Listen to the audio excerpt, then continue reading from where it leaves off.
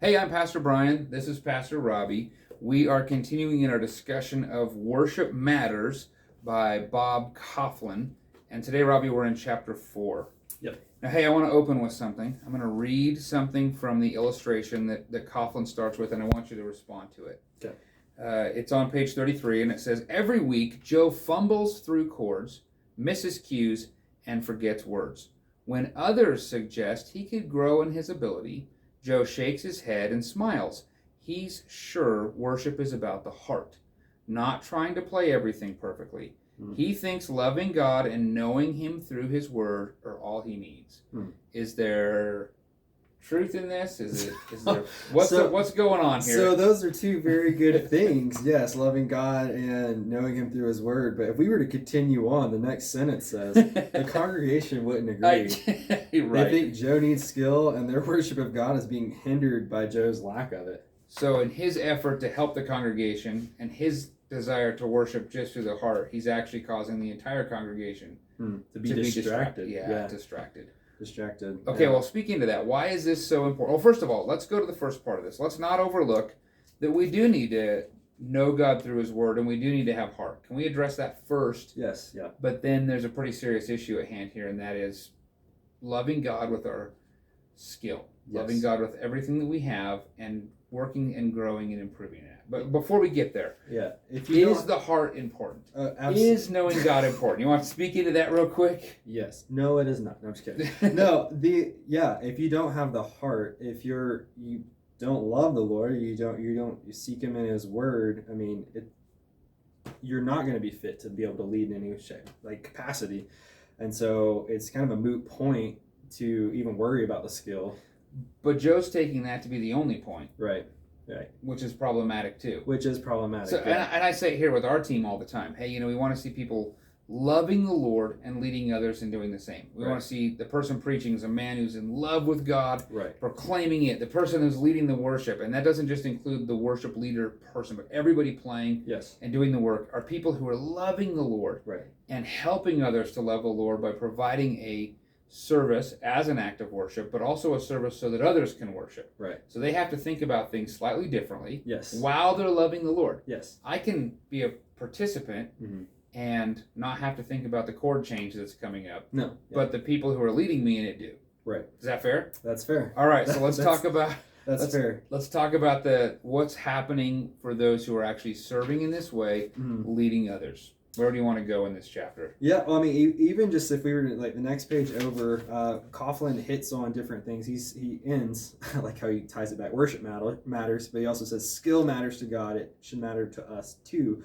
And we have right above that, middle of the page, Psalm 33:3, it says, play skillfully on the strings. Now, okay, I'm a drummer, right?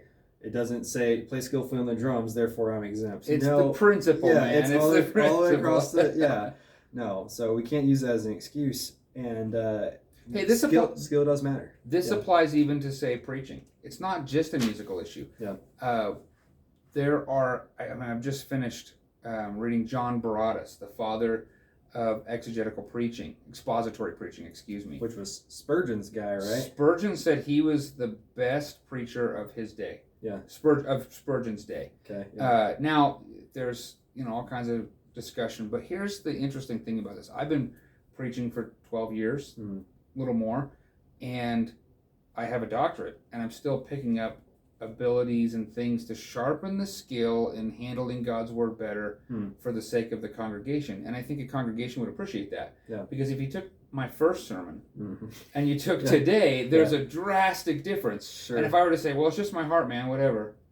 Well, I'm actually hindering the congregation's ability to engage in the Word and to think through it. And so I don't think very many people would be opposed to that. And so the musicians and those who think about it in that way should be thinking in those terms. Yeah, musicians don't get to say, oh, we're exempt from this. We're good. No. Or even some of the simple things. Should a pastor be familiar with what he's going to preach?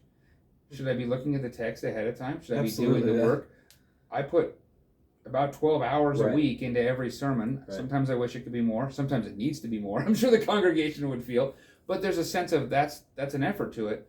And yet the team playing music is on the stage for 25 minutes. I'm preaching for maybe 40, but That's a huge chunk of time. It's a big chunk of time. 25 minutes. And to put no effort into it, yeah, you wouldn't want the preacher to do that. So I've kind of derailed this, but let's go back to this chapter, because that's what the chapter's about, right? Yeah. The chapter's about skill, and about practice. My So, hands. so what? Yeah, the title of it. Well, my hands. What do I practice exactly? All right. So we've made the point that you need to practice. Yes. Where do we go from here?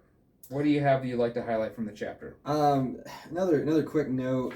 35, top of the page. So skill must be developed. Just a quick. I mean, we all have to develop our skill. You're talking about developing preaching and such. Mm-hmm. It's really cool to think we have a pastor that has his doctorate, but yet I remember, was it last year you were going through a preaching course? Yeah, I took a seminar Why is that? To sharpen the skills, Yeah. to have other doctors and other doctoral candidates speaking into my preaching, evaluating my preaching. I'm evaluating theirs to go back and learn things I had forgotten maybe, or to sharpen the saw. And so, aren't you you're doing like a vocal thing? You've done guitar things. Yeah. You just keep doing things. Yeah, and I fall victim of it. Sometimes you can get like I know this or whatever, but no, like we all constantly need to be developing and growing in our craft. Developing and practicing. Well, so here's what I made a note on my top of page 35. I wrote, it's the skill must be developed, and it kind of gets into also just the importance of practicing, knowing what's happening. I think there's a line in here that says, play it to the point where you can't get it wrong. Yeah, but I wrote, this is an act of worship. Yes. So the worshiper deals with the worship song before, and it's an act of worship. And then when they lead others, it's not so much that they're getting the benefit and bulk of the worship, but they're actually leading others to get the benefit of the worship because they put the work in, which is the same thing we say of preachers. The text works on me all week while I put 12 hours in, so that then I can preach it and it can work on the congregation. Yeah. Right? Confession time. I can share confidently that I've had moments, it's not even just moments, seasons in the past where it's like, oh, the congregation will be forgiving. We're all in this together. We're good. You know, like miss a note here or there, I mess up or whatever, but with no prep prior to that morning, to Sunday morning. Which is that faithful to the task? It's not by no means, And so, especially when the worship set's done and over with or whatever, like typically you can either feel like garbage or feel like, oh, well, I got through it, and then maybe someone compliments you, and then unintentionally feeds that bear, right? Where it's like, oh, well, okay, I got away with it. I guess I can do it. Yeah, no, that's, yeah. Well, what you're doing is you're faithfully saying, okay, I'm handling the task rightly. I'm prepared for it. I'm praying into it. It's not really any different than preaching the sermon or a lot of other things that we do. Right. And I think it's really important. I mean, this gets into a lot of detail about how it should be evaluated, what's happening. Yeah. A lot of it is like, it should be evaluated by others. There's a process, how skill works. But let me ask you this question: what about awareness? What about being self-aware? He hits, page 39. Yeah, he hits on that big time, and I think what ties into awareness is how he puts it is taste. So he says you can excel at technique and theory, but still make music that's cold, boring, or inappropriate. That's why a third requirement in skill and musicianship is taste. Taste is knowing what fits. I think that's the line that's what you underline. Taste is knowing what fits. Yeah. And we've talked about that before, having that awareness of this didn't quite fit with what the service was like. Hey, we just did a baptism and the song just ended on a big downer. You know, exactly. It's like, what are we doing? Yeah. Or, hey, I'm just thinking through some examples of like, hey, this song is a real serious, somber song, and the drummer decided to really ratchet up the drums, or maybe he gets everybody clap. Hey, everybody, let's clap. This is not the clap. We're slowing down. We're being more reflective, and you're getting everybody jamming in a clap session. Yeah. Or whatever, right? Yes, yeah. Like, I think I shared the other day, I had a bassist do that years ago, and it's like, this is not the time. This is not the moment. No, we're doing something here. But, just like a really situational, but really musical awareness. Like knowing what's going on, being able to read the crowd, being able to read the moment. And I'm not saying, like, the goal of worship music is to create moments, but like if you're all in sync and you're all singing, right? Like you don't want to do something that's going to like derail. You don't want to derail it, and in a way, you're setting the table.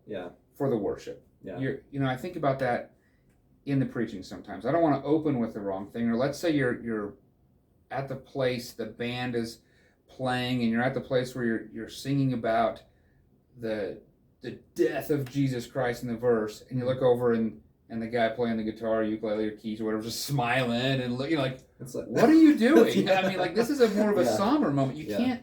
There's just how you say things is a part of the communication, and it is a part of that leadership. And it's we just talked about a band, and we listened to the song. Yes.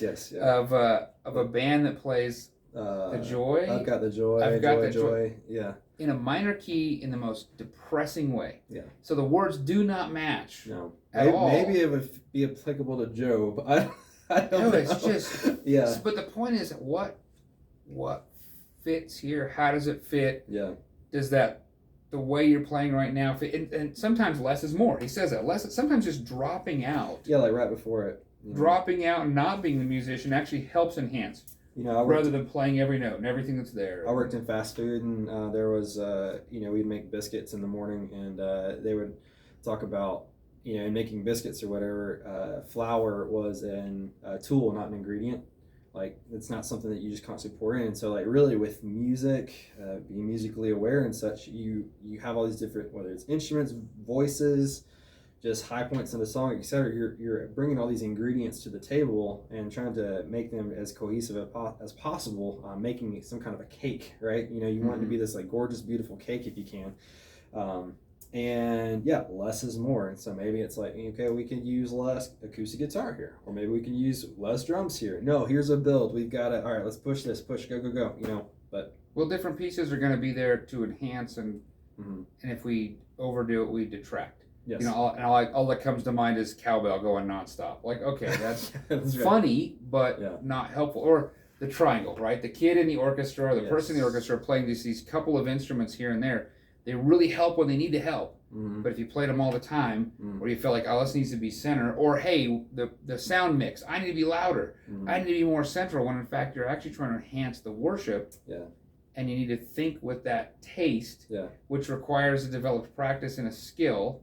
And I'm just going to say the same is true on the soundboard and the tech booth. Like, all of that is like playing an instrument that requires effort and skill and thinking through this. I want to go one more place here, but I'm wondering if you have anything to add before I go here. I'm going to go to the leadership section. No, let's jump to that. I did want to just throw out there, I believe it's page 35. I like this comment. It's under, skill doesn't make worship more acceptable before God, and I just wanted to hit on this. Just to get into the flow of it, he says, while God values skill, he doesn't accept our worship on the basis of it. Even if I could play the most complex chord progressions, write better songs than Matt Redman, or play a song flawlessly, I still, like, this is key right here, I still need the atoning work of the Savior to perfect my offering of worship. And so it goes back to what we were talking about at the very beginning. 1 Peter 2:5 is the reference he gives. Yeah, 1 Peter 2:5, yeah. For the very beginning of this Joe character, right? And it talks about loving the Lord and all that stuff, but not being good with skill. We still need to remember, so let's go to that. Yeah. Jesus says, and Deuteronomy says, love the Lord your God with all your heart, soul, mind, strength, and soul. I got those mixed up a little bit. But the point is, you're loving God with everything you are. And I've talked with people about when they go, I don't want to think about theology, and I don't want to work through these philosophical arguments, or I don't want to think about this. Well, I'll say, well, isn't that how you love the Lord your God with all your mind? And be able to think through. Love the Lord your God with all your... The purpose of that statement is you're loving God with everything. And so to say, well, I love God over here, but I'm not going to love God with the effort, with skill and time and things like that, that seems to fall short. Yes. And so I think if someone were really to the task, they would say, I really want to honor God. I want to serve my brothers and sisters in Christ well. And so they'd want to do that well. Right. I think that's the hope. Now I want to add one more thing here. So this is on page 38, and it's a section on leadership. And I think a lot of times our team doesn't understand that everybody who steps foot on the platform and stands in the booth and serves in this way is, in some aspect, in a sense of leadership in one way or the other. Because the church sees them. The church feels like they know them. They actually represent the church and all the work of Sunday morning, even if they're playing the triangle over on the side. They become a familiar face. I remember when I very first started going to church in college as a Christian. I went to church a little bit as a non-Christian, but as a Christian, I really started understanding this. My wife and I would show up, and I felt like I knew all the people on the band, because I hear them pray. And did you like talk with them No, often no. or at all? No. Yeah. No, there was one particular guy that I find it really funny. You know, I'd hear him offer prayers. I'd watch him play. I'd see how he worked with things. I'd see his emotion as he's leading. Because we watched him for 2 years leading worship, and then I actually met him. Mm-hmm. And I felt like I knew everything about him, which I didn't, but I felt like I did. And he didn't have the slightest clue hardly who I was. It's a bigger church, you know. Sure. And it was this realization of, he's in front. He's displaying and modeling his life, which is the next chapter. Right. But I'm not. And so it really kind of dawned on me that's what happens with everybody who steps foot on that platform, on the stage. Everybody. Yeah. They represent the church in everything that they do. You hold a different, they have a different eye on you, if you will. Because you're saying, I'm up here for a reason. And we'll get into that a lot more in chapter 5. Yeah. But the line here in this, in skill, is perhaps the most neglected skill among worship leaders is leadership. I think what he's really getting at is probably people in your role. They think it's all about the music and not about how do I lead people and how do I work on this. And we've been working on that. I mean, I think there's a lot of truth to this statement. Yeah. But I would like to extend it to that's everybody on the platform. Yeah. You are in some sense a leader by saying, follow me as I'm following Christ. Yeah. And if you weren't in that position, you wouldn't be on the platform. Right. So it's not that you're only there for the sake of playing the triangle. We don't have a triangle in our band, but I'm using that as an example. Bass, guitar, keys, whatever. You're not there just for the purpose of making a sound from the instrument. You're there to say, I'm worshiping, follow me. Hence leader. Yeah, I really like that. I'm worshiping, follow me. Follow me as I'm following Christ. And I think if our team can get their head around that, that's what they're really doing. It really brings up a level of seriousness to what we're doing. Not listen to when I hit the bass notes. Yeah. Follow me as I'm following Christ. Which again, we're going to get into that a lot more, but that's a skill that has to be developed. That sense of modeling leadership. And when people are in positions of leadership, like in your case, it is something that has to be worked on. Yeah. And so it's not just I pick the songs and now we play the songs. Right. Yeah. I'm leading a team for the purpose of glorifying God and helping these people who are doing the same. Yeah. So that's what we have here in chapter 4. Do you have anything else you want to add as we're looking at this? I'm trying to think of any great big underlines, takeaways. Hopefully you're reading along with us, or you're at least kind of checking out the book as we go. It's a highly valuable book for so many reasons. It packs so much in here. It's really good.